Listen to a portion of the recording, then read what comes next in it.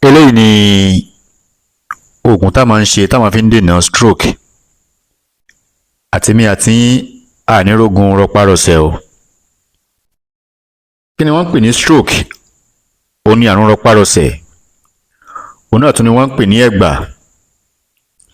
Ṣé rí stroke yìí kì í sábà yára pani, àmọ́ wọ́n ń fìyàn sí ẹ̀sín. Àtèmi àti àní ṣẹ̀sín tọmọtọmọ tẹbí tará. Omi ara wa, ẹ̀jẹ̀ ara wa kò ní kọjú ìjà sí wa o. Ẹ dákun gbogbo ojú tó ń wò mí báyìí, ẹ ní ṣe àṣedànù. Gbogbo ṣe ń jẹ́ ti Elédùmarè. Ẹ dákun tí mo fẹ́ lọ́wọ́ yín náà ni pé ẹ máa bá mi share program yìí. Ẹ share, ẹ like, ẹ comment. Ẹ má gbàgbé láti subscribe sórí YouTube channel wa. Báwo la ṣe lè dáàbò bo ara wa lọ́wọ́ àrùn rọpárọsẹ̀ àtàwọn àtẹbí wa?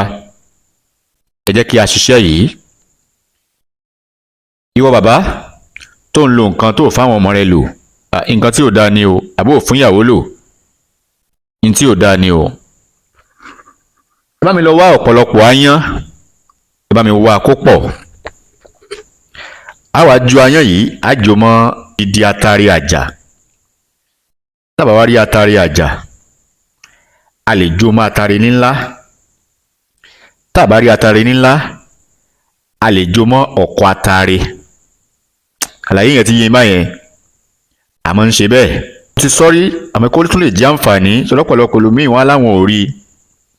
Kó tún wá lè jẹ́ àǹfààní, òun náà ni eléyìí. A wá jó, a lọ tí ó kúnná dáadáa. Báwo la ṣe máa lò ó? Ẹ dákun mo bẹ̀ yín, ẹ ní ṣe àṣedànù. A ti lọ, ó ti kúnná. Bá fẹ́ lò ó, gbẹ́rẹ́ ni o. Tẹ́lí bí apá wa, a sin apá ọ̀tún, a sin gbẹ́rẹ́ sí ipò. A fi powder yìí rá, ọ̀pọ̀lọpọ̀ èèyàn lè lò ó. Gbẹ́rẹ́ apá ọ̀tún, a sin ní gbẹ́rẹ́ yípo, a fi powder yìí rá. Itan ẹsẹ̀ òsì wa, a sin gbẹ́rẹ́ yípo, a fi powder yìí rá. Tó bá jẹ́ pé itan òsì la sín, apá ọ̀tún òun là á sín ní gbẹ́rẹ́. Tó bá jẹ́ pé apá ọ̀tún la sín ní gbẹ́rẹ́ yìí, itan òsì, ẹsẹ̀ òsì wa, itan, ibi itan yẹn á sín gbẹ́rẹ́ yípo. A wá fi ẹ̀bù yìí pa. Bàbá oògùn ò pọ̀, olóògùn ní fílẹ̀ ni. Ẹ dákun mo bẹ̀ yín, bá mi share program yìí, ẹ like, ẹ comment, ẹ ní ṣe àṣedànù. Ẹ lè fẹ́ pè mí, nọ́mbà tí ẹ máa pè mí sí ní 08039336675. Orúkọ mi ni Dr. Aviz Abolade, ọmọ bàbá Aramide, lágboolé Ìjagun, ìlú Ìníṣà. Káfíńrè pàdé.